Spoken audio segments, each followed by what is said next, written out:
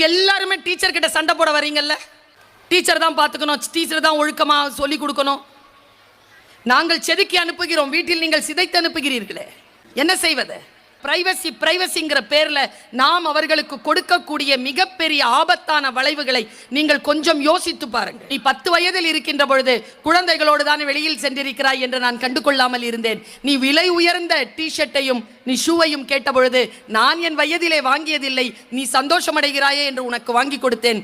வெள்ளிக்கிழமை இரவுகளில் நீ காலதாமதமாக வீட்டிற்கு வருவாய், அப்பொழுது நான் நீ சின்ன பிள்ளைதானே என்று விட்டிருந்தேன். சனிக்கிழமை இரவுகளில் ஸ்லீப் ஓவர் என்று சொல்லி உன்னுடைய நண்பர்கள் வீட்டில் இருப்பாய். நான் நண்பர்களுக்கு தொலைபேசியில் தொடர்பு கொண்டு நீ பத்திரமாக இருக்கிறாய் என்பதனை உறுதி செய்து கொண்டு விட்டு விடுவேன்.